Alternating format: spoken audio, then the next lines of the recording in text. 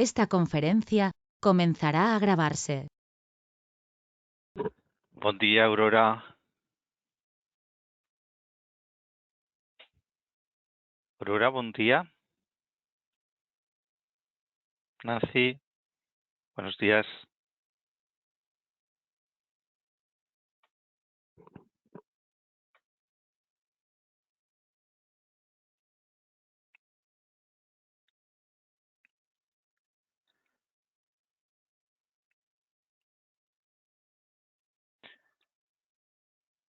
Buenos días, Antonio, que tenía el micrófono mutado. Ya estaba preocupado, a ver si no se oía.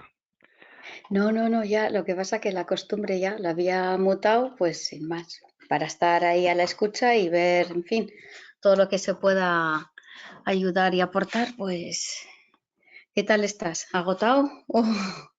No, solo un poco cansado. Un poco, menuda tralla tienes que tener. No.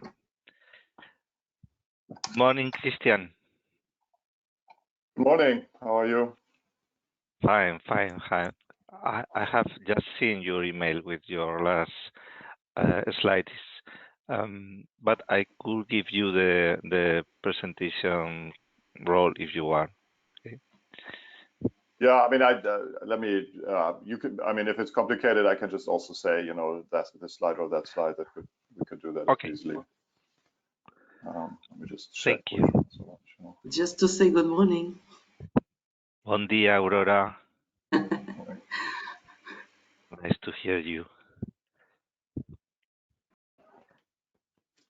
It's a very important topic. I think Today's so. agenda. Oh yeah. Every day is, but today's is, at least on my interpretation, is the most important.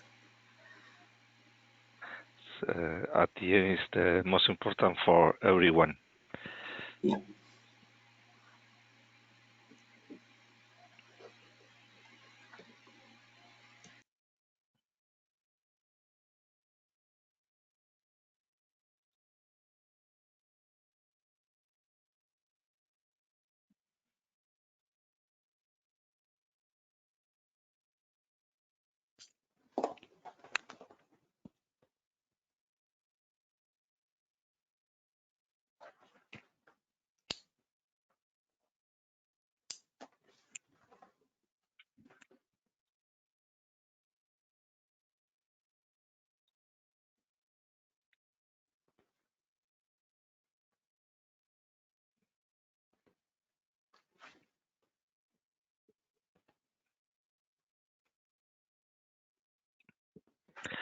Are you seeing now the agenda?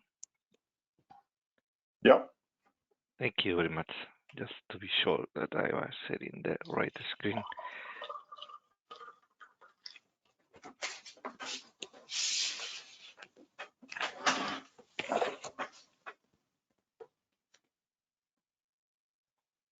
Hello.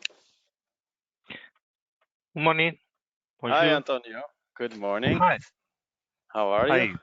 Karel. Fine. Happy to see you here. Welcome. Likewise. We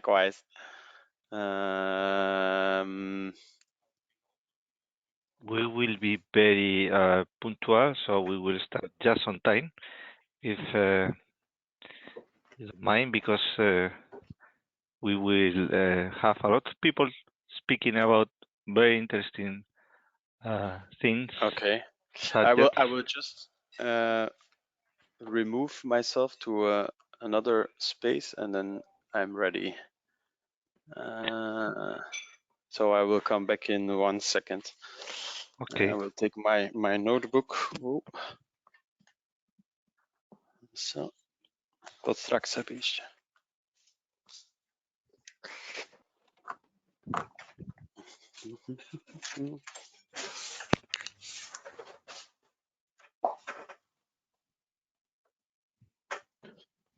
Buongiorno, Veronica.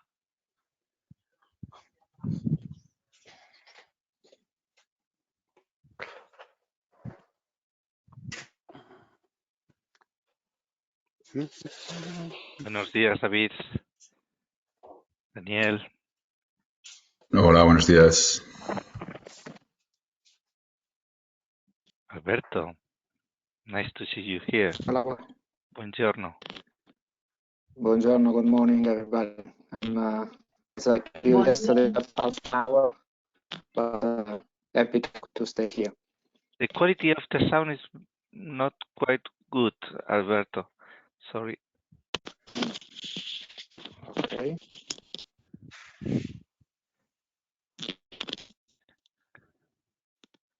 So we will start very soon because we need to be punctual. Okay.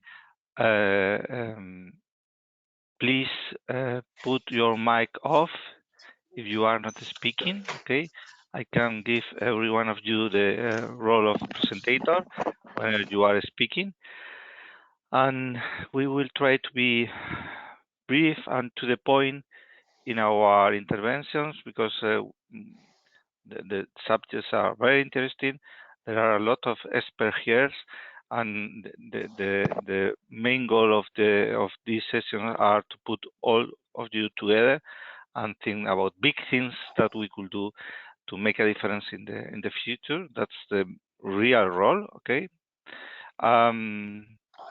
So I think that Karel is here, and you are ready, Karel? Are you ready? Yes, I am. Okay. I am. Perfect. I am giving you the presentator role. Okay. Okay. Would you like to share something? Your screen? Wait, no, not for the No? moment, No. because Okay. to be honest, I I had issues with my other computer to connect. Can you see me, by the way? Yes, we can see you. No problem. Okay, my webcam is, and because I cannot see myself, so I didn't know. We are seeing you. Okay, perfect. Okay. Unfortunately, I don't have my laptop over here. Maybe I can find it also here very quickly, because I had to install this program and this doesn't work on my other laptop, but it's not an issue. Don't worry. While you work on it, just a very brief introduction. You know that that's perfect. This group is about putting together volunteers on the fight against the coronavirus. It's not only for clusters or cluster members or for the cluster ecosystem. Is intended to facilitate the dialogue between all the actors on this fight. Okay. All of you are very welcome, not just to hear, but also to make your own suggestion, ideas, and proposals. Okay. Today is about economic and social impacts, and we have very high-level experts on that.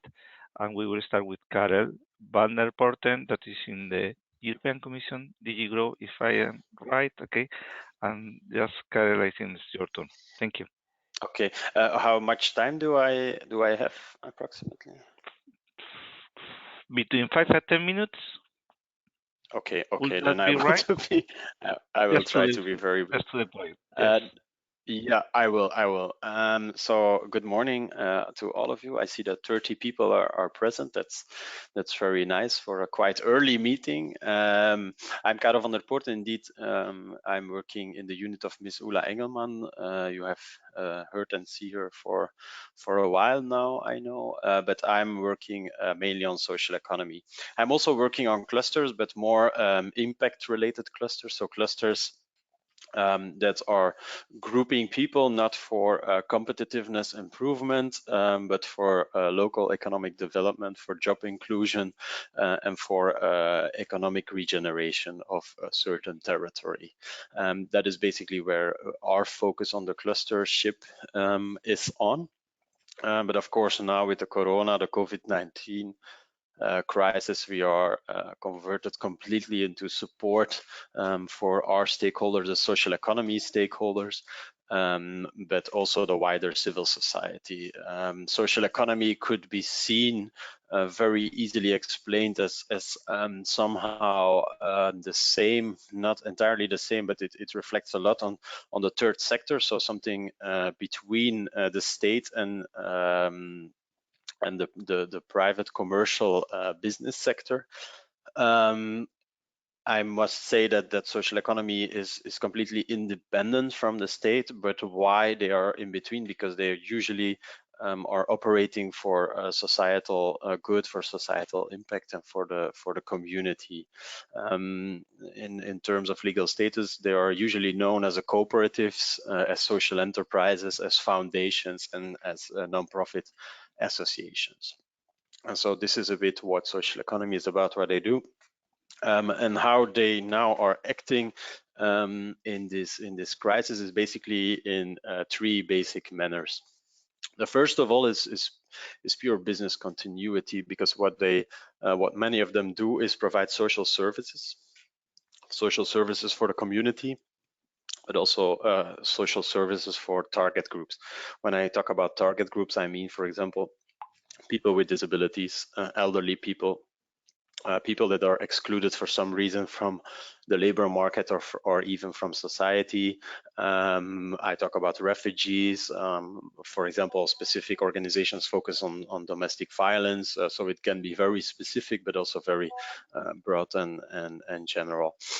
So now under this crisis, these kind of social services become under intense pressure, because due to the isolation, because of the quarantine measures, it's very difficult for many of these workers to reach out to their target groups, to their clients, as we say. Also, the budgets are already decreasing right now. They also suffer from liquidity issues, just like many other SMEs, and they have usually not a big commercial activity to support it. It's usually the first thing that is cut down, so that is why they are under serious pressure, and why we try to support them in any or other way. The second part, where the social economy is very active in this crisis, is more on the social innovation side. Social innovation is actually a way how to solve social challenges. So it's more a methodology, it's more a practice. We see that in the community of social enterprises, many people are starting to invent new ideas to still provide business continuity, or to provide new services, usually remote, for example, through ICT. One of the biggest phenomena is the platform business. The platform business, not, for example, as we know, as the Uber or Airbnb or Deliveroo or whatever, no, more local platforms, or even very European-wide platforms, but with a very decentral component. And this is mainly used for volunteers. So we see that many people in many societies in Belgium, in France, in Spain, but also now in the East, they are really willing to help the society, their neighbors, their locals, but they don't know how, or they cannot get in touch with them. So therefore, these platforms are arising to bring the demand for support and aid and connect this with the supply of volunteers. One of the biggest issues is that every community now starts to pop up their own platform, but many people don't know how. There is a lot of duplication, so we try to mainstream and to give a lot of info towards all these members and all these practitioners, how to set up, how to run a platform, and not duplicate all the time the same efforts, not reinventing the wheel.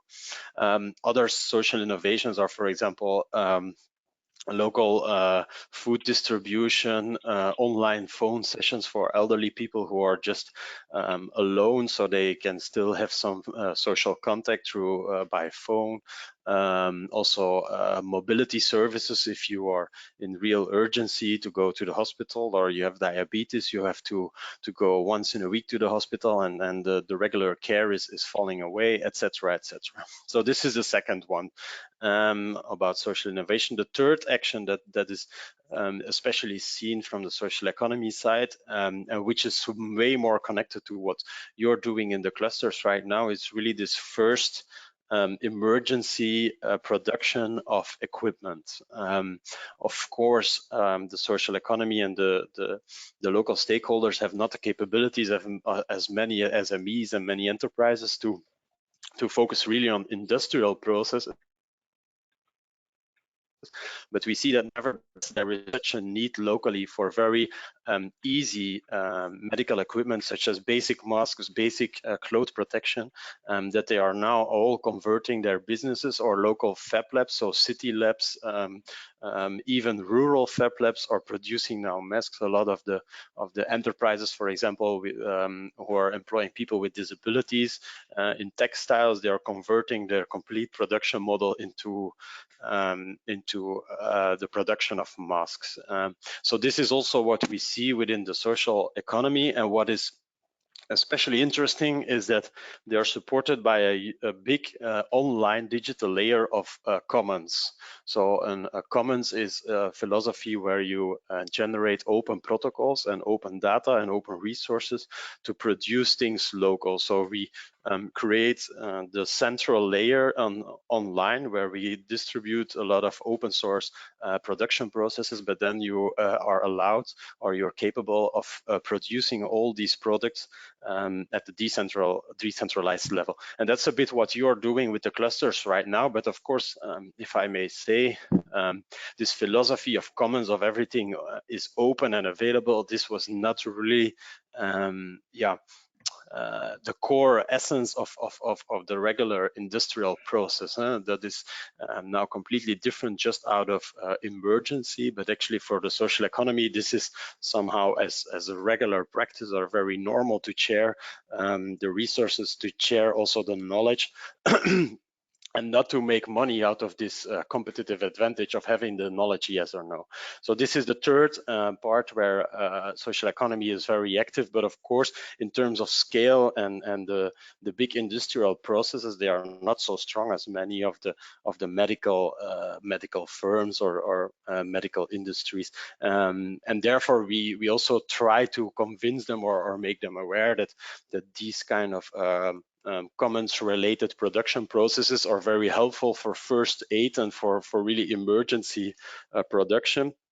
But once you need very qualitative or very high let's say high qualitative products for hospitals, etc., you really need to rely on the certified materials produced by standardized and recognized industrial medical firms, or at least to obtain to such a process, which takes some time, etc. So we need to be realistic as well about the capabilities. But if we see what happens in Spain and what happens in Italy, there is just no other choice than acting very quick, very locally. So therefore, we truly believe there is an added value of this kind of actions, not only in production, but also indirect support. If we see the crowdfunding campaigns that are happening just to bring drinkable water, bottles of water towards hospitals, because apparently there is in some regions a huge scarcity of bottles of water. There is by one social impact fund right now a big fundraising campaign just for this kind of supplies. So this is also an initiative that is coming from the social economy sector. So just to make a summary of my contribution, there are three types how social economy mainly acts. The first one is really business as usual, to support these specific target groups, people that are outside society or outside the labor market, and to still give them a decent life, and if possible, even a decent working life. The second is really these solutions for society to deal and to cope with with this COVID-19 crisis, and to really give services in another way towards them, because it's not possible anymore. And the third one is really to also jump on this very ad hoc and very emergency related production of equipment through, of course, the commons, because the commons is quite crucial.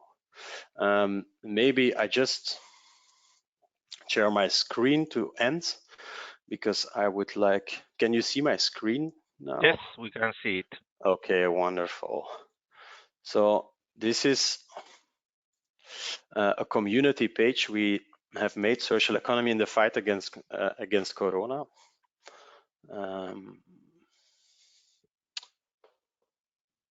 It's a page of the Commission, and there we actually collect best practices from social economy all over Europe. So if you want to share something, you just follow this link, which is an open source script pad. And this is where everybody can add some initiatives that were done that might inspire other organizations to do so. There are different categories, so we are talking about yes, I will share the link, of course. There are categories about the platforms, digital services, volunteer actions, funds, how the government might act, community services, etc., etc. So this is somehow what we are trying to do. What we have done yesterday is, for the first time, we invited 3 of these initiatives to show in a webinar their capabilities. So this is, so you can see this is one. So this is funding, for example. So types of, so this is the La Bolsa Social. This is in Spain. This is one initiative where a crowdfunding campaign for impact finance is started. I think the one of the water is also highlighted here, but you see a lot of crowdfunding campaigns, cash for loan, etc., etc. Here you see a lot of platform initiatives. These are initiatives from social enterprises themselves. These are volunteering initiatives, etc., etc. And then we try, so you can add here, and then we do a small check, and then we add them at our regular website as well, which is a more nice overview than just this collection. So then you come back to this website, and as I was explaining, we also try to give some webinars to highlight the best practices. And this is, I will also share the link. This was the webinar we have organized the 1st of April, so two days ago, specifically on this commons and on a very decentralized production of equipment, and also on these platforms. So here you can see, you can listen to the whole recording that we have done, and a small overview about the discussion we had. So the first one is really via Digital Innovation Hub that acts decentrally. The second one is about a specific commons, and the third one is about the philosophy of commons and how we should act in future by the learnings of this crisis. At the basic website, and then I will stop because I probably go already over time. You can just find the whole overview.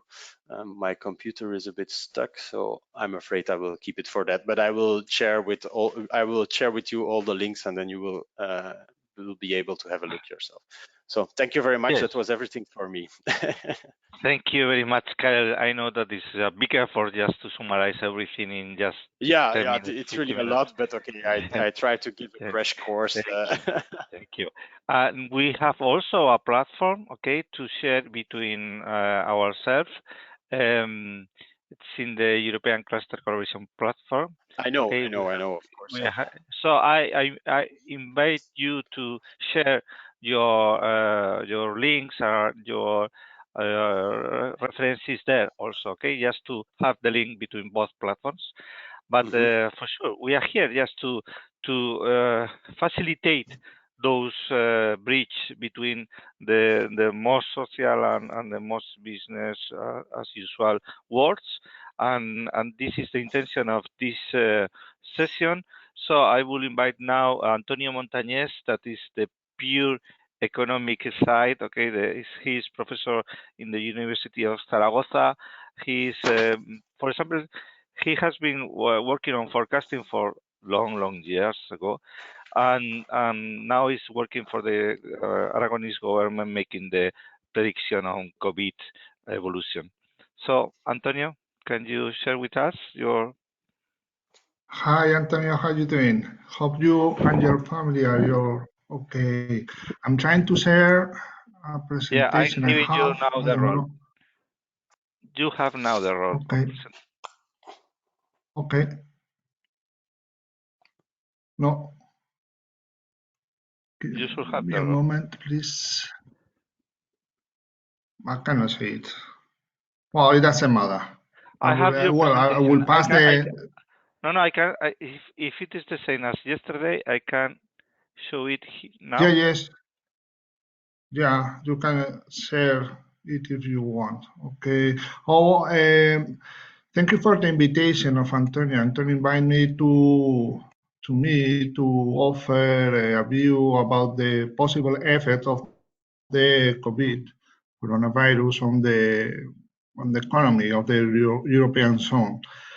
Well, I must confess from the outset that it is not easy to provide you a very accurate approximation to the possible effect of the COVID coronavirus on the European zone economy. We don't have enough data. We are facing a very weird situation, very abnormal. So it is not easy for economists to try to provide a good approximation to the true effect. Okay.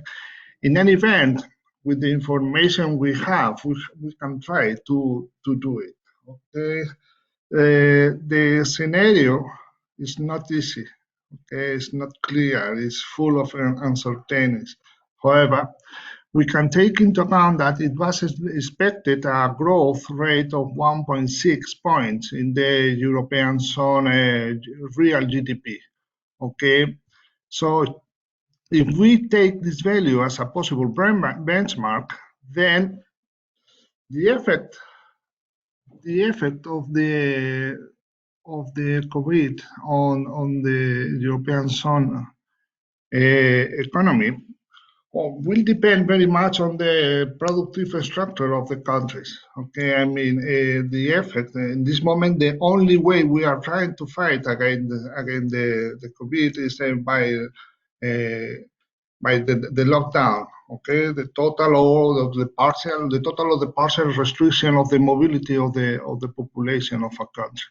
Okay, this implies first the restriction of the production. For instance, in Spain, only essential production is allowed, and additionally, there is a very clear fall on the demand. Okay, people is not consuming as they can do it in the very normal situation. Then this would imply a very low impact in the essential sectors such as agriculture, foreign industries, health industries, energy supply, or telecommunication. But this implies a very high impact.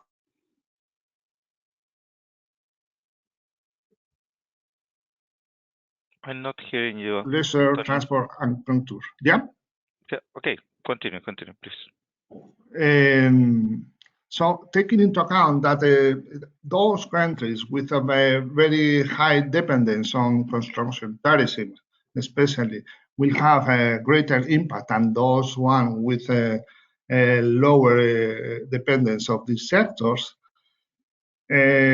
we can establish as a benchmark that the production and the GDP will effectively be the one of just 11 months. Okay, if this is true, we can calculate a very naive approximation to the impact to the COVID.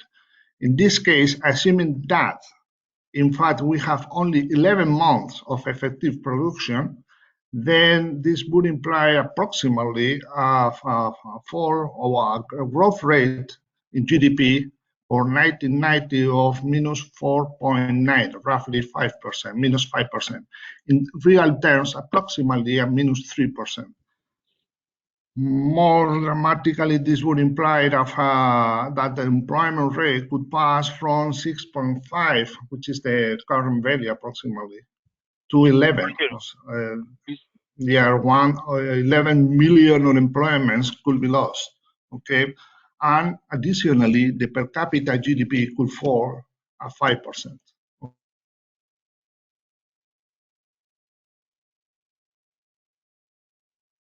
We lose your sound, Antonio. We are not, at least me, I'm not hearing you. Antonio, can you hear me? This would imply a fall of the growth rate, a negative growth rate of minus 17% in 1990, approximately a minus 9, approximately in real terms. Employment rate could pass from 6.5 to 19%. Near 30 million of employment could be lost, and the per capita GDP could fall at 14%. Okay. This is the impact in year 1990. Okay.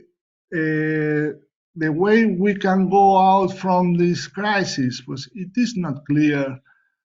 People is talking about that we will go out of this crisis in an V rebound. This implies a very short, very sharp effect, but very short one, and in very few quarters we can recover most of the production and go out of the crisis. It is possible also an L situation, even a U, okay? But at this moment, it is not clear at all the way we will go out of the crisis. In any event, we should take into account some details, okay? I would like to share with you. This is my view on this, okay?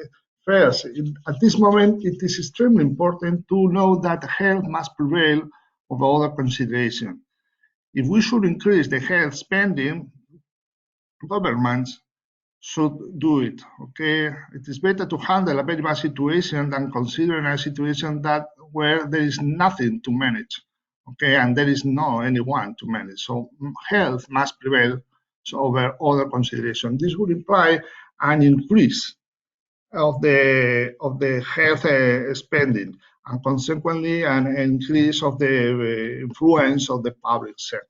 Okay, we should assume that public sector will increase. Also, will increase the public deficit. Okay, even for those countries such as Spain or Italy, probably make it very close to the non-sustainability limits. Okay, so we need that Europe use all the mechanisms Europe has to handle this situation. Okay. Additionally, there are some important differences with respect to the Great Recession of 1998. Okay, this is not a demand crisis; rather, this is a supply one.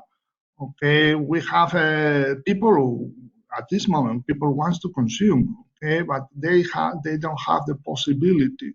So this didn't occur in 2008 because people had no the possibility of consuming. So it is different, and the solution should be absolutely different. This is not a problem of the solvency.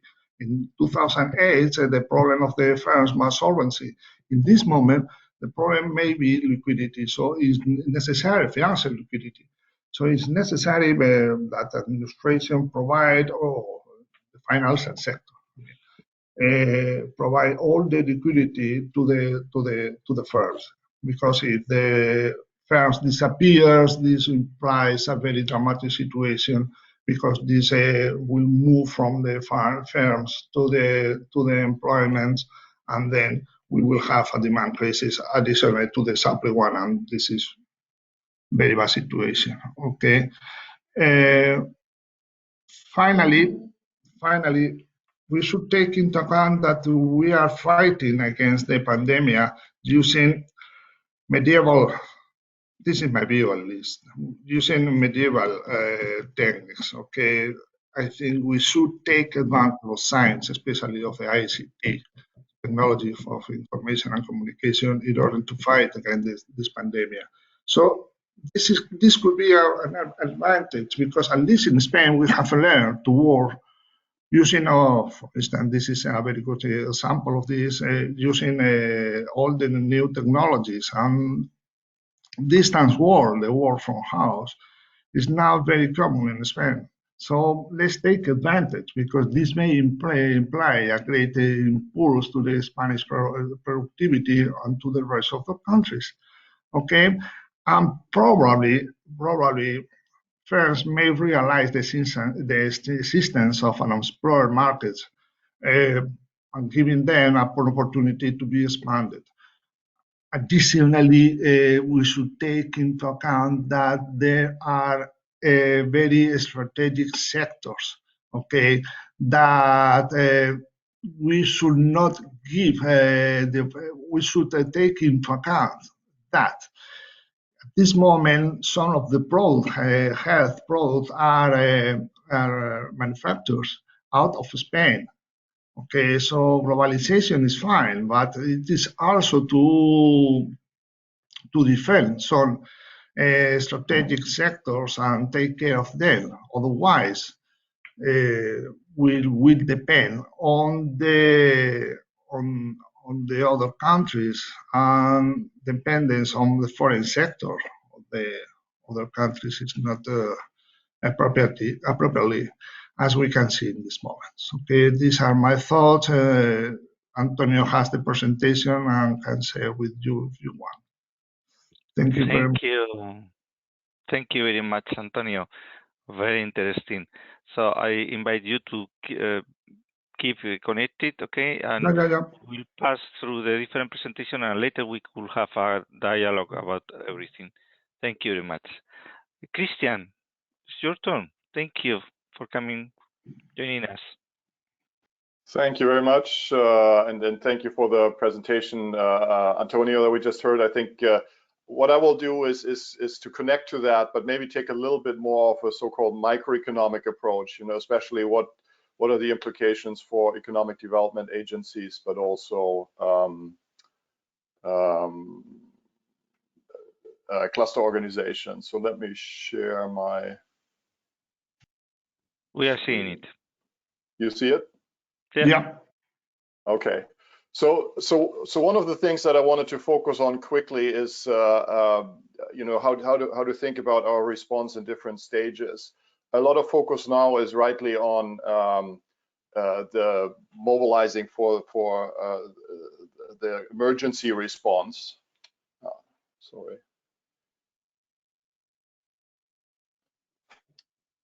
Anyway, so I'll hope you can see this. We can see it. Okay. Anyway, this group I think has focused a lot on the crisis response, which is really important. But I do think we need to then look ahead and say, what's coming. I think the next step is to think about a period where we probably have to live with a pandemic, under the assumption that it will take a year and a half or so before we have a vaccine or an effective treatment. And then, of course, the question is, what can we do in terms of growing our economy again? So let me move a little bit to that second phase, living with the pandemic. And I think at the moment there has been a not always very productive discussion that we are soon facing, because of the high economic costs that we're seeing as a consequence of the lockdown, that we have to kind of choose between health and the economy. I don't think that's necessarily true. I think the evidence points more to the fact that we need to absolutely do what's critical for our health, and only if we put the right conditions then in place, we can actually move to another model. So kind of short-term moving out of the lockdown, historically, in terms of the data in the US, has not been effective, because then you basically have a recurrence of the virus, and you go back and forth. And so I think we need to think more about what is it that we can do as societies to prepare ourselves through this next phase. What this might look like is, I think, much stronger focus on testing, and I think obviously a lot of focus is already on that. We need to know at a more detailed level who already has been infected and has been cured, who is not infected, and who is infected, and that way really focus our efforts more on saving those that are mostly in risk. I think what that though means for the economy is that our companies need to be prepared to operate in an environment where they have different operating practices, where they need to engage in different ways with their customers, with their suppliers, with their service providers. Obviously, they have to think about the safety of their staff. So how do we get the staff to the work sites? How can we make sure that the staff can be assured that their families are being taken care of, and so on? And so I think there is a lot that we need to do in terms of creating this environment that will allow us to work at, I don't know, 80% over the next 12 to 18 months. I know there's a German group of scientists that will come out with a report today, which I haven't seen yet. But I think that's exactly the right focus. Economic development organizations and cluster organizations, I think, can play a huge role, because this will require a lot, especially from smaller and medium-sized companies, in terms of how do you adjust their operating practices and how to provide them with the right type of economic instruments. A lot of the funds that we're currently making available in different countries are about survival, and that will remain critical. But I think then the question is, how can we, for example, make sure that the supply chain problems don't hinder companies to operate that otherwise actually could operate, especially in the manufacturing sector, and that might also require different types of instruments on other types of policy measures, and more of a focus on measures. So that's sort of the medium term, which I do think will be extremely important, also in order to actually avoid a deeper fall in the economy. I'll come back to that at the end, but really help us to kind of get through this as best as possible. Then the next stage is what will come after that, and there's a lot of macroeconomic stuff. I'll not talk about this, but basically I think we'll have to start prepare for the situation after the virus is kind of fought and hopefully vanquished. But what will our economies look like? We'll have to focus on what has been destroyed. This eroded there. Unemployment, bankruptcies of companies, maybe value chains disrupted. But it's also important to not forget what we still have. I mean, the human capital is there. I mean, the workforce is not meaningfully affected by this in overall terms. The infrastructure that we have, the machinery and so on, the knowledge. So there's still a lot for our locations to work with. Some things will have changed, and we see digitalization, but there are other change factors that I think will come with more speed now and accelerated, and there might be newer things that are hard to see now, how the global economy will look like. And then importantly, politics will have changed. So I think there might be opportunities to do things that we know have to be done, but that we haven't been done as forcefully in the past, but that might get a second look in the new environment. Again, this might sound like this is far in the future, but it is probably a year or so out for us as cluster organizations, economic development agencies, to think about what's the role that we can play in this context. And a lot of this is, I think, building on ideas that already in Europe are widely discussed with the smart specialization strategies and so on. This will become even more important, I'm convinced, as we're trying to make out the way out of our crisis. We're working on some paper that tries to provide more of a playbook on this. So if any of you are interested, please reach out, and also to work on this and make it useful for you. Let me finally talk a little bit on the topic that Antonio just raised, and that's the economic outlook. And I really share his views there. I think there is agreement that the drop now is really deep and sharp. We just don't know exactly how much. Here's some data from the OECD.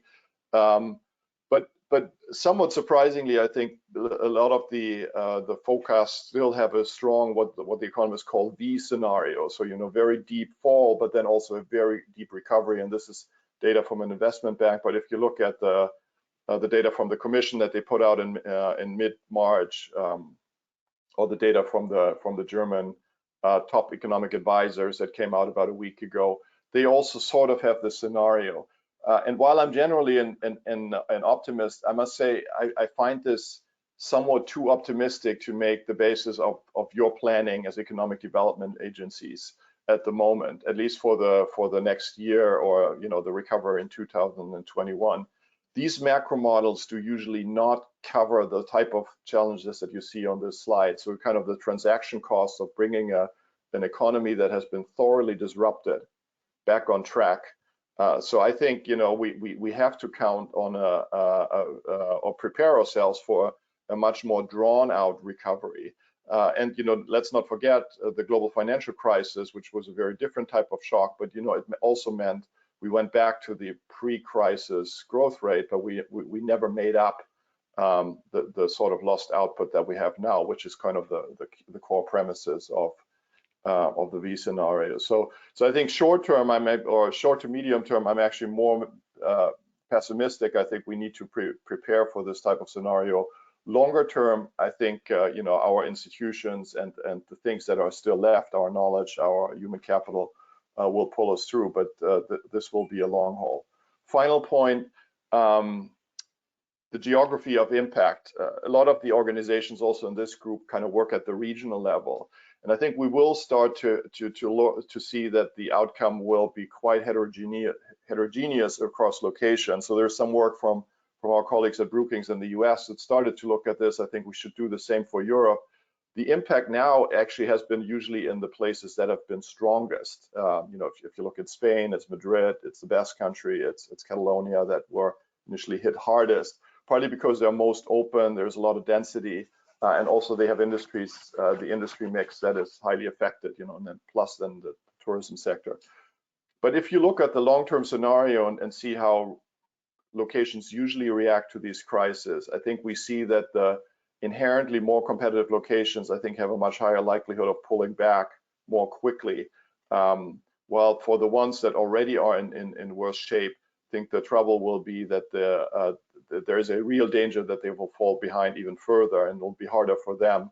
Although they, you know, they will have to take much stronger steps to move forward. So I think there is a huge role here for us short term in the data analysis, maybe with a joint research center in Seville, really thinking through how we can use smart specialization platforms, kind of repurposed for the post-corona time, and then I'm sure clusters and economic development agencies really will have to play a core role here.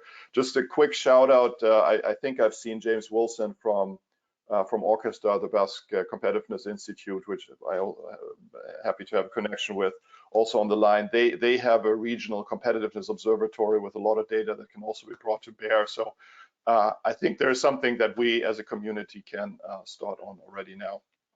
Good. Let me stop here. Thank you for the opportunity, Antonio.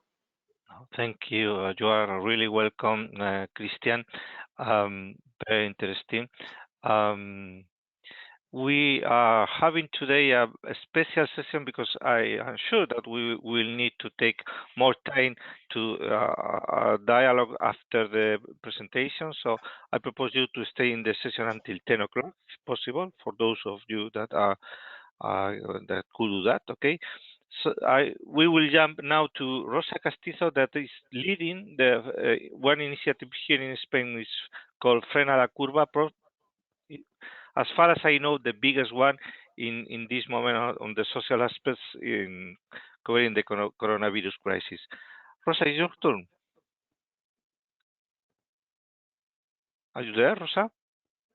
I hope. No? So we will jump to, sorry, I forgot. David Cortillas, sorry. You are not in the list, but you are here. Sorry. David, could you present your... I have been speaking, but I think that no one was, yeah. Yeah, so, yeah, you're right, Rosa, sorry. Thank you, Antonio. I just was asking to you to share, if it's possible, I can share the sure. Yeah. Okay. So I cannot right now here. Okay, can you see my screen, right? Not yet. Okay. Right now? Yeah. No. No? Yes. Yes. Okay. So thank you so much, Antonio, for your introduction and the opportunity to be here. So and everybody to stay here. Well, Frena la Curva, without doubt, I think that my presentation right now is very aligned with the second point that Carol mentioned before. Frena la Curva, Flatten the Curve in English, is a multi-stakeholder platform where volunteers, entrepreneurs, activists, social organizations, makers, companies, and laboratories of public and open innovation cooperate to channel and organize social energy and civil resilience in the middle of the COVID-19 pandemic. So we are giving a response from civil society, complementing what governments and essential public services are doing right now.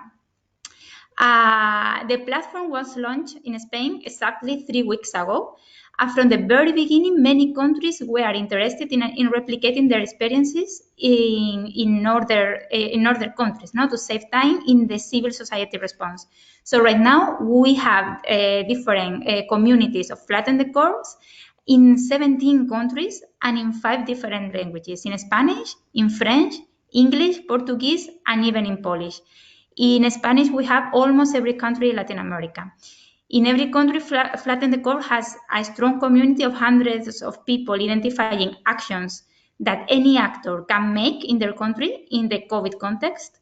And they can be from making masks for other people to helping elderly people with their shopping at home, many different actions. In every country, we have a vast amount of people acting and also 30 people working directly in running the platform, always as volunteers.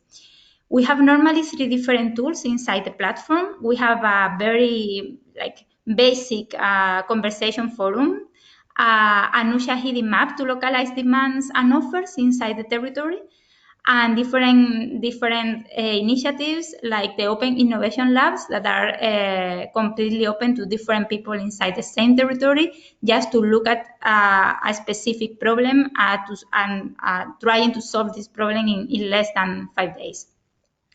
Now our main worry is how to reach the most vulnerable ones. In the case of Spain, the most vulnerable were inside nursing homes. In the case of Latin America or Africa, are the ones without access to basic services as water and the ones who are part of informal economy. So, for example, to improve this part in Latin America, we are partnering with this amazing platform that also can be great in Europe, because this platform shows the perceptions and concerns expressed by people regarding the COVID. So data and information allow us to understand the common needs and act faster for the communities that really need, and also to recognize what are the challenges for our makers, innovators, companies, and civil society organizations that are inside our platform. So just to finish, what we need now for the next stage, by one hand, bringing us to the conversation as far as we can contribute with information, knowledge, and action. And secondly, let's think how our lessons learned can help other countries to not repeat the same story. We are now also looking at Africa. So thank you so much. I'm ready for the conversation and debate. Thank you, Antonio. Wonderful, Rosa. My most deep congratulations, because you are doing a really great job. David, your turn. Sorry, you are not in the list, but you are here and you are very important. David Cuartielles from Coronavirus Makers, Spain. Hello. Sorry. So you can hear me right, or? Mm-hmm. Yeah. Okay, great. Well, I'd say I'm part of a group. I'm just one out of 20,000 people. So I'm part of a group that emerged from improvised gathering on Telegram around the 9th of March. And what happened was that people started to get organized, discussing around the possibilities of making respirators and ventilators as an alternative to the current situation. And what happened was that very early on, we realized that ventilators was not the only thing that was needed, people started to get organized in trying to figure out which were other needs. And very early on, the face masks were appointed to be like the thing that people should make. And very quickly, a lot of people with 3D printers started to print the shape that was needed to hold the face mask, and started to be provided to hospitals, care centers for elderly people, policemen, etc. And so the reaction was huge, and it just generated, say, a political turmoil because the conversation went around whether this was certified to be used or not. But reaction from doctors and nurses and everybody was like, okay, this is better than having nothing. And so we continued to work in the front of doing research and development, where companies didn't want to enter yet because there was like no security that this investment would lead anywhere. So we started to make research and development of different tools like surgical masks, door openers, tools for everyday life, and so on, that people could manufacture and serve to others. So at this point, we have a very large community of volunteers in Spain that are that have managed to, for example, deliver the first open source Spain-made respirator that has passed through all of the homologation processes and now is ready to do the actual medical trials, among other things. I mean, I'm just mentioning this one because I think it's like probably the most spectacular one from a perspective of open and distributed innovation.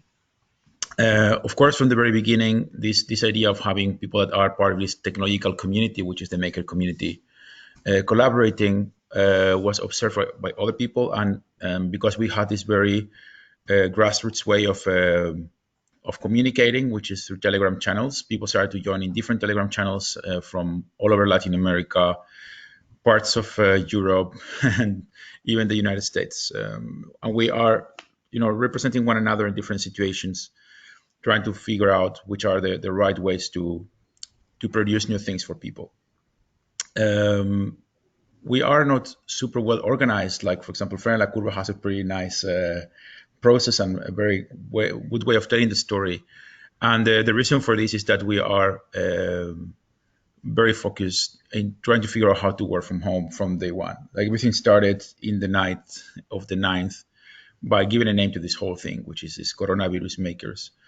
And from them, the thing has grown tremendously at a pace that we could never anticipate. So the thing I can provide to the conversation is how to navigate in an always changing group that is trying to innovate and make the best for others without having proper leads and without having, I would say, clear guidelines.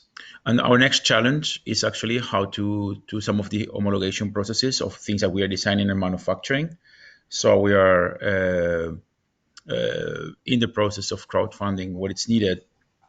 Not crowdfunding, actually, that's not the right term. We're going to collect money from enterprises, because at the end, what we are doing is that we are doing all of the designs to companies that want to manufacture and scale up the production. For example, the face masks are now not any longer 3D printed. In the next week or so, we'll see how we will phase away 3D printing for injection molding.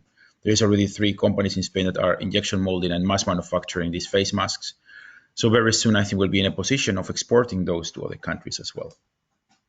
And when I say we, I mean the whole society, because obviously the makers don't own the factories, So, but we have given the design files to factories so that they can manufacture and sell. So that's it. Thank you. Thank you very much, Daniel. I would like to say that we are meeting every day, coronavirus makers, the Frena La Curva and clusters, the cluster organization here in Spain. We have a meeting every day at 11 just to share information, look for possibilities of collaboration, and we have also a Telegram group that I was new on, okay, and that's I think good to have, okay. Carlos Trias, would you please start with that? Welcome, because it's very important to have you here. Carlos Trias is from the European Economic and Social Committee. It's in fact critical to have your point of view in this team, in this group. So welcome, and could you share your thoughts with us? Yes, of course. Good morning for everybody. Thank you very much for inviting me to share this important space of reflection and indeed immediate actions involving people and all stakeholders. As the European Economic and Social Committee, we have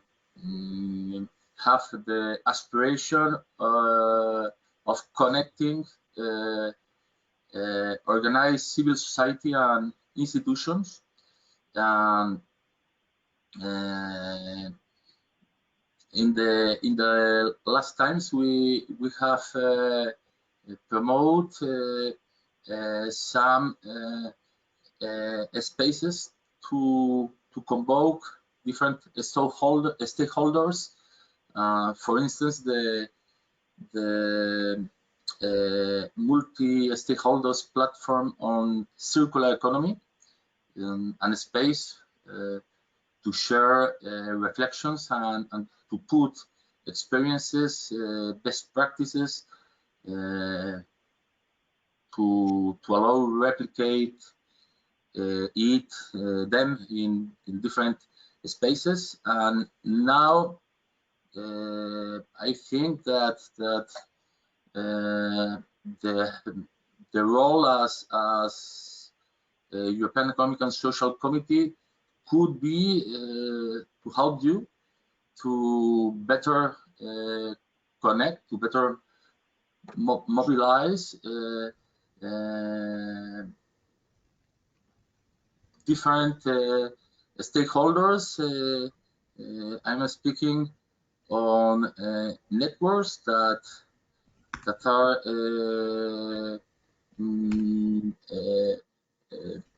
very strong working, but in some cases in silos, without connection among other initiatives.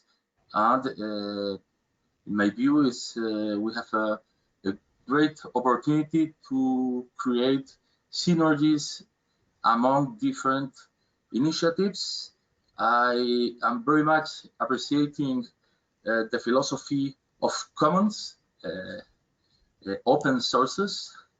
We have to now to share our knowledge and methodologies, and as Antonio have expressed, the problem is how can we facilitate consumption, and we have to enhance the existing forms. For instance, the crowding, it's a great opportunity. And now there are several initiatives. For instance, you have mentioned Bolsa Social. I well I know very well this initiative.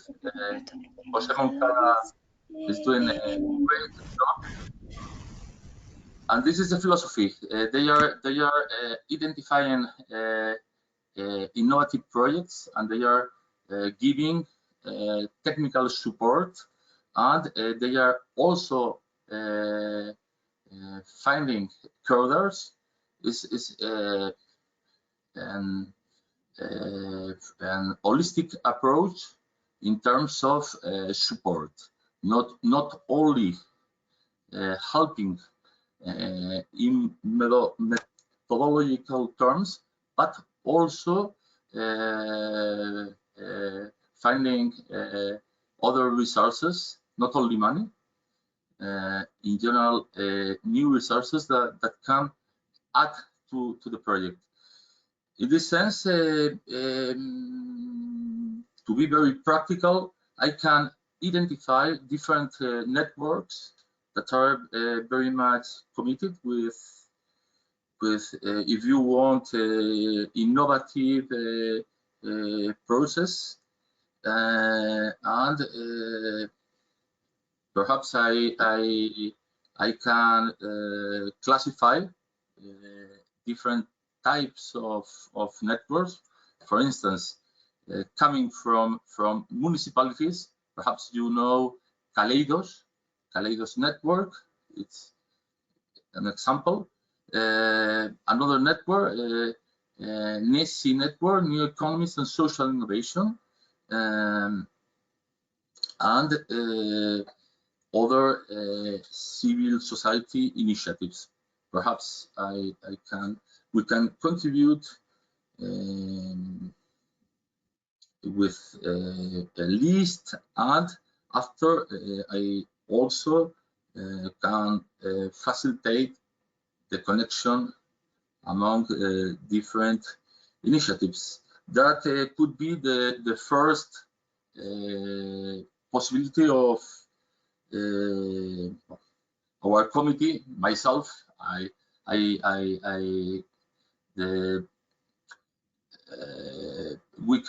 can connect with all my colleagues, not coming from 28 countries, 27, 28 countries, and I think we can vitalize all these initiatives, and in this sense, I am sure that we can contribute to better know the different initiatives with this philosophy of sharing methodologies and experiences. The second possibility is to send messages to policymakers, and in this sense, we are working in a resolution requesting the key points in terms of European Council reaction. As you know, now it's important to have a strong commitment from the Council to have enough resources, not only to combat the short term in terms of coronavirus reaction, but also to have a good budget, a good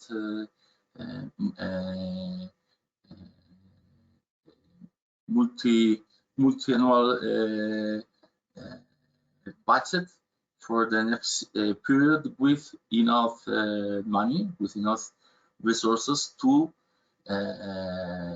achieve the 2030 agenda and the Green Deal expectations. And in this sense, we can connect the green expectations with the new forms of business that we are promoting in the next times. This is a great opportunity, and we can also send key messages and even facilitating direct participation of people and civil society. There are some mechanisms in the European Union. For instance, your say is public consultations, and in this sense, we can also identify different forms of contributions coming from individuals or institutions. Both. I think that we can combine all forms, and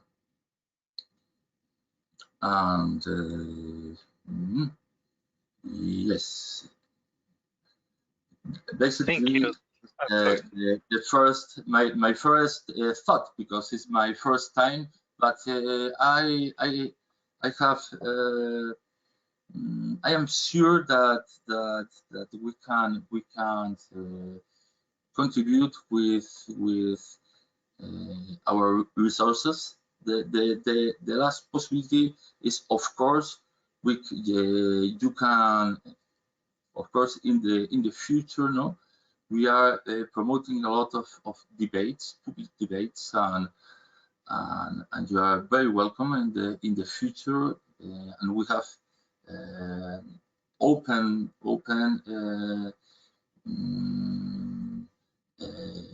rooms, open means, no, for contributing to this challenge.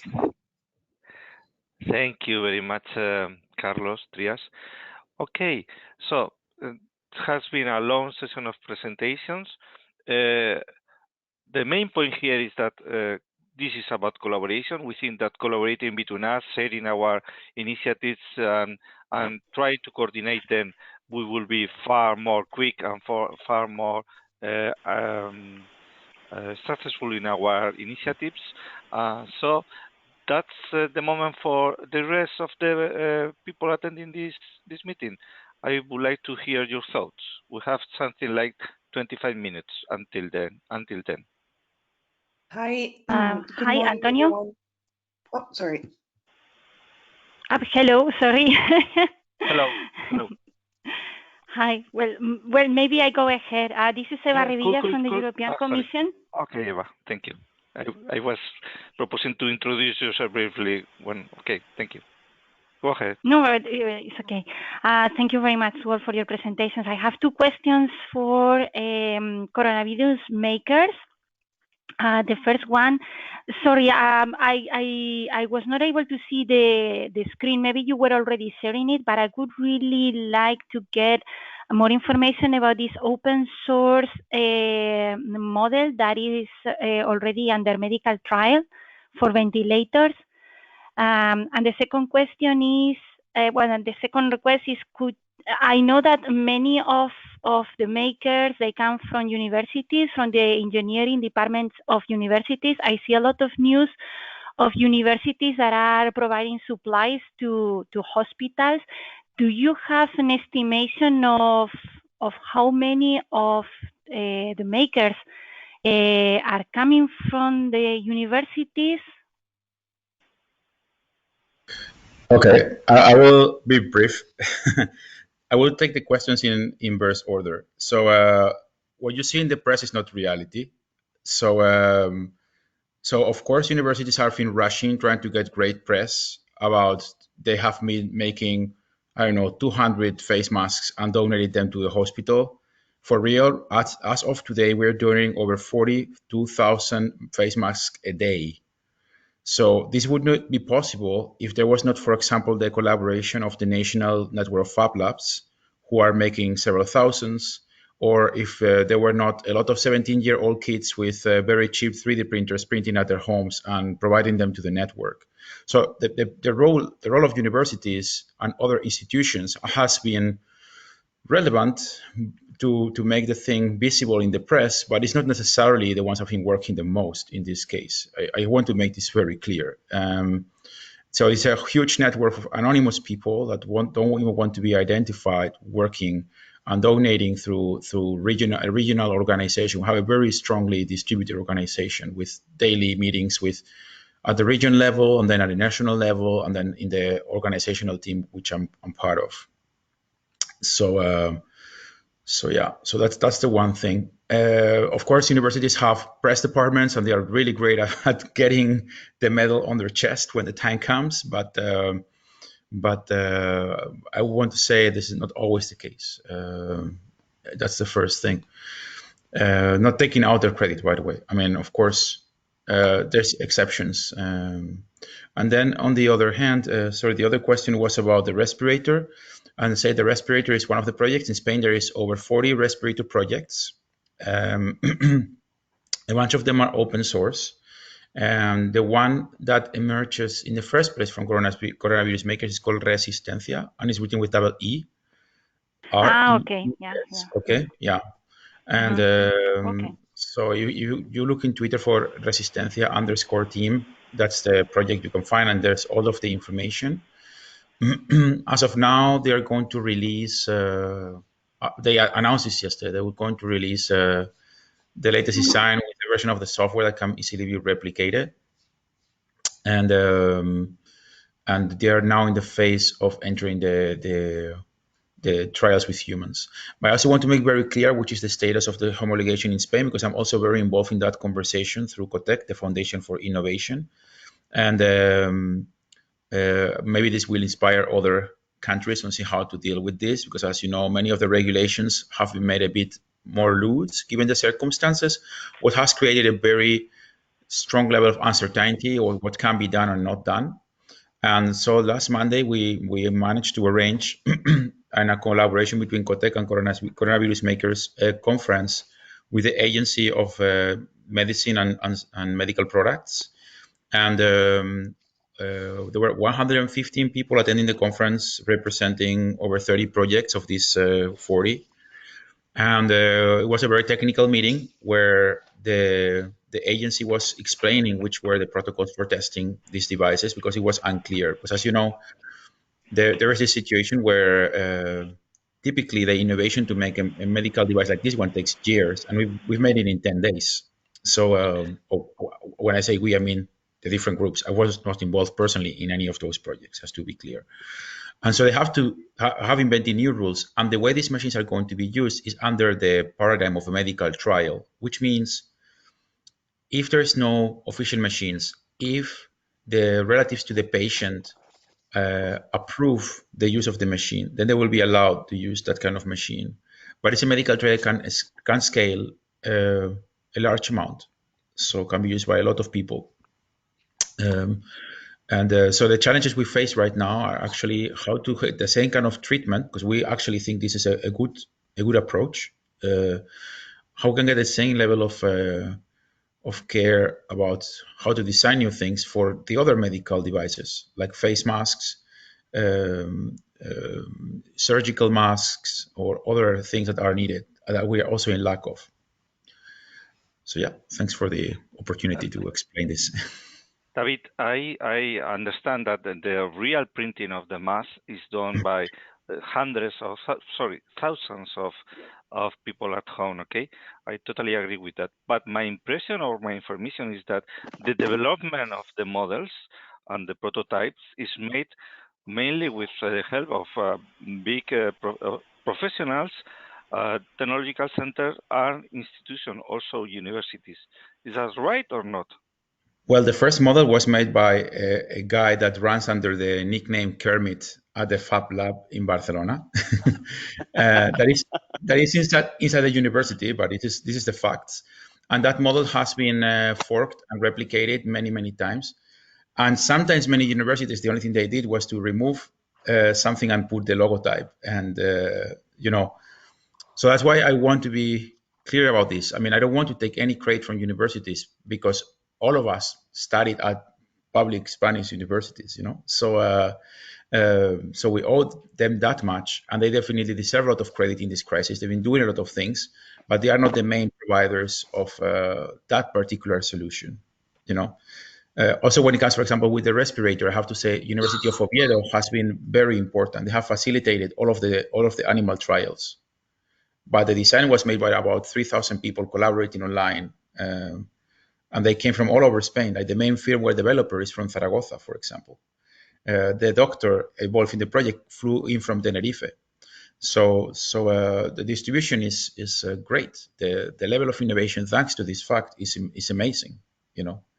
So I think we have to give the civil society the right credit they deserve in this case, not taking it away from universities. But I think we are not stressing enough the fact that this has happened thanks to a strongly distributed process where everybody has been involved. David, this is Carol speaking. How much, because it came very present in our recent webinar, how much do you suffer from a huge fragmentation of protocols to really develop it? Because this is the biggest struggle for the commons and the online development community to create one or a few generally accepted protocols. If you mean about the legal protocols or internal protocols? Excuse me? You talk about like the legal protocols to certify processes or No, no, internal no, no, not collaboration.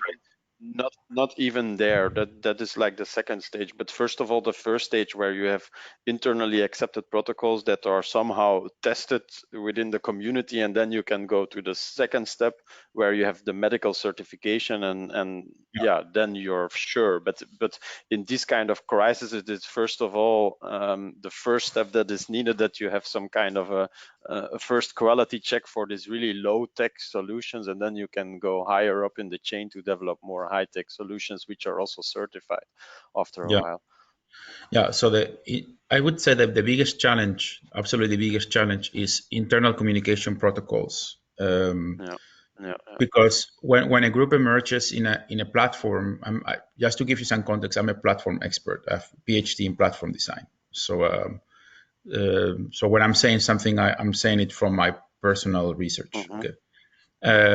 So when you deal with a platform where there is no clear way of looking at history, like Telegram, where the amount of participants really affects the ability to understand what is going on, establishing protocols is really hard. So you are actually under the constraints of the affordances of the platform itself. So in this particular case, it's really hard to establish a proper, for example, voting mechanism, because if you propose a voting mechanism of sorts, it disappears unless you start mastering things like developing bots for the platform that will ask you questions and invite you to follow processes and so on. And just get people to agree how those things have to be is hard. And then people start questioning, who are you to tell me how I should interact, right? So it's like the affordances of the platform limit the creation of protocols. But in the last week, we've been working with this very, very hard through a lot of like smaller assemblies and meetings and elevating. And this is definitely going to provoke a small fragmentation. There's going to be people that are not going to agree. And probably from the 20,000, we will end up being 13,000. But I think it's needed, because otherwise there will be no continuity of this. In the beginning, I always make the joke, we acted like the elephant entering into the porcelain shop, breaking everything, but we broke a hole at the end of the room and everybody could cross. And that saved us in the first place. So now we have to be a lot more organized and stop being the elephant. And I think we're in a good process in that. So we have an organization that is regional, we have a national organization, and so on and so forth. When it comes to the research has been happening with experts. For example, our expert in making surgical masks is a postdoc in physics and from ETH, and he's been developing this mask together with other people, making the research what's needed, making material analysis to figure out which material will not let the virus go through, etc., etc., etc. Like as if it was, a medical laboratory somewhere, but from his living room. And we managed to get a company to design a mold and manufacture the mold and inject the silicone and make a test and so on and so forth. So the only thing we're lacking now is to fulfill the actual protocol of homologation. And there is a huge level of fragmentation and a huge level of black boxing. And this is a problem, really, because right now the agency has the ability of saying, this is not good enough, but there is no clear protocol because no clear emergency protocol on how to handle these things under circumstances like the ones we're in. The rules are written as we go. For example, the official protocol for testing respirators was published last Friday on the 27th. The community is so ready to react that we arranged this call for Monday and 115 people showed up. So that's the level of reaction of the community at this point.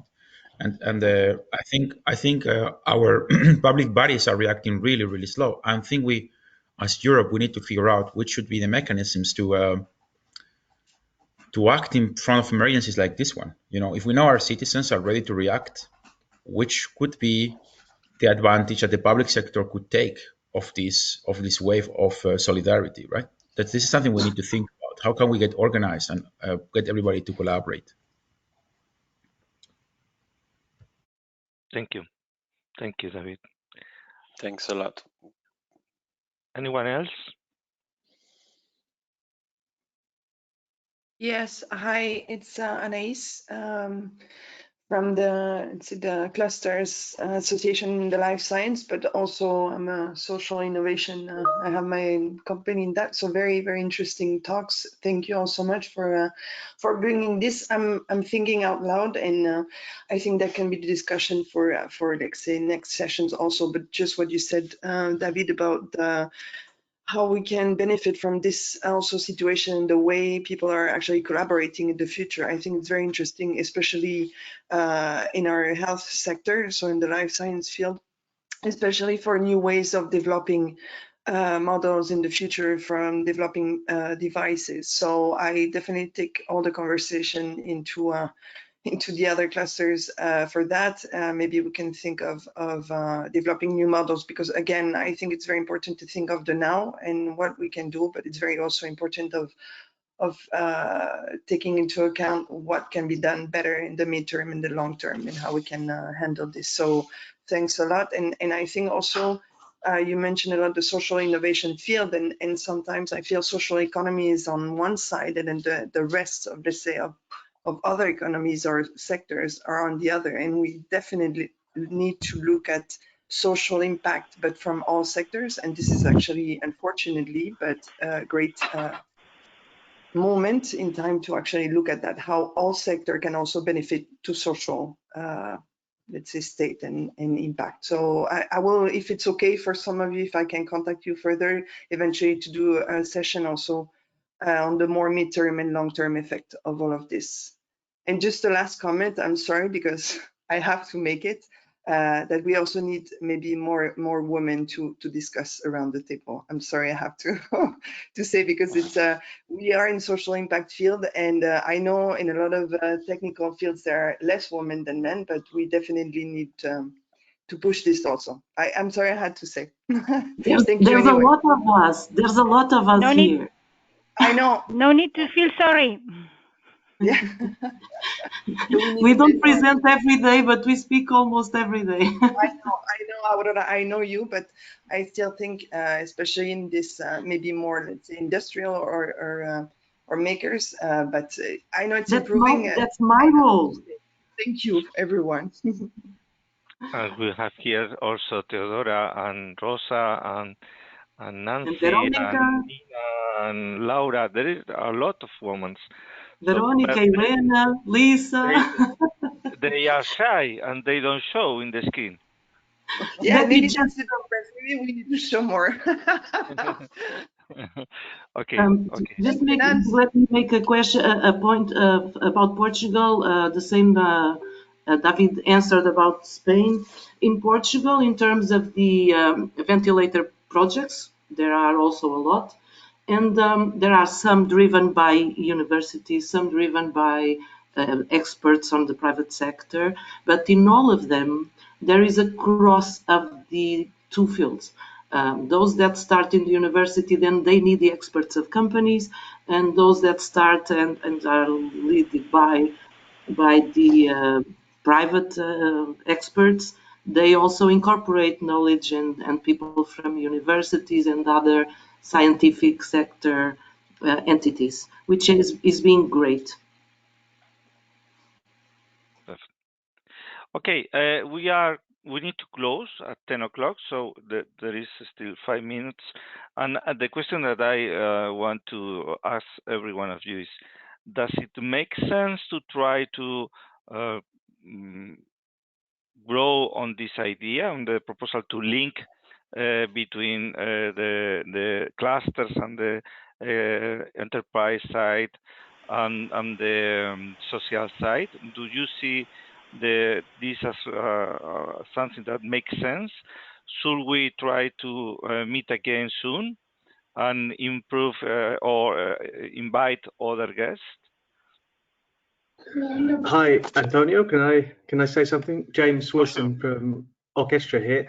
And I'm afraid I really have to go myself in 1 minute, so I'll just very quickly. I think that it's going to be increasingly important, this link between the social economy and and industrial clusters, and the way that we're thinking about clusters in their competitiveness more internationally. There's often a distinction made in the literature on clusters between traded clusters and local clusters. And one thing that I can see happening is the role of local clusters, those related to health, to education, to utilities, to food, becoming much more relevant. In this sense, there's quite a big debate in the UK context at the moment around the emergence of what they call the foundational economy, which essentially captures all of those areas. And I do think that from a cluster perspective, there's a lot to be gained from thinking about how we can connect across the kind of traded industrial clusters that we're used to working with, and the re-emergence of this foundational economy, which is going to be very important for reconstructing, I think, our societies and economies in the coming years. I'll send a link now in the chat to a manifesto that I read yesterday on this foundational economy coming out of Wales, essentially, but and various other people in the UK, which I found quite interesting. But yeah, I think we should definitely continue these discussions along these sorts of lines. Thank you very much, James. You should be sorry, Vasco. You should be speaking. You should make a presentation to us for the next session. You are invited. Thank you, Vasco. Go on. Okay. Antonio, I agree, because people first, economy after, because without people we don't have economy. David, what do you think? You are very honest in your impression. I want to hear you. Can you reformulate the question, please? Sorry. Does it make sense to continue linking between us? I personally think so. We are now looking at the next phase, which is how we can export the knowledge from one to the other. From the groups in Spain, we see very clear, for example, as I said earlier, that there is phases in the development, and once the companies start to take over and manufacture the things we need, then our R&D just can move to the next thing. We have a lot of people willing to contribute, and people that gets in every day and people that gets tired and leaves every day. It's the normal process. And I think having an open conversation helps getting the resources flowing in both directions. And once we go back to normal, I think what will have happened is that probably the SMEs in Europe will have realized about this tremendous network of resources that we have available, and will know who to call in order to innovate in a different way.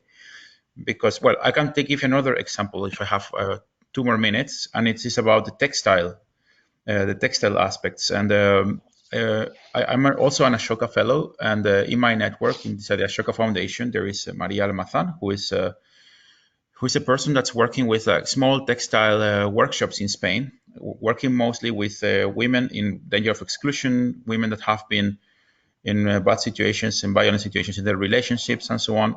And now she's just getting homologated designs for medical gear and manufacturing them by the thousands every day, instead of having to import it from other countries. So since we can't really buy, because there's not a lot to buy, we're gonna still make it home. So I think this like link between small companies that might not be able of affording an R&D department and people that make R&D department on a day-to-day basis is needed. I think this collaboration has to continue over time beyond the crisis. Hopefully this will give us a new stability model. Perfect. Thank you. So it's time to close. I will propose you to meet again next Tuesday. Will that be okay for you next Tuesday? Tuesday the 7th? At 8:30. Okay, and you can invite whoever you think that could add. We should for the next session. I think that we should have more time to dialogue. Today was a time to present, but I think that we need to dialogue. Okay, so you are invited also to dialogue about this, both in our forum, the forum of the ECCP, the European Cluster Collaboration Platform. But Karel showed us at the beginning of the session another forum just for the social networks, and I think that it makes sense to use both of them. Probably those there are specialist forum, but we could try to link together on the ECCP. I don't know. It's something that we need to see to think about. But the proposal yeah, is Antonio, Eva. in fact, Karel and me are working together in order to really delete this divide between the social economy and the more traditional economy, because I mean we all need to work together in the future.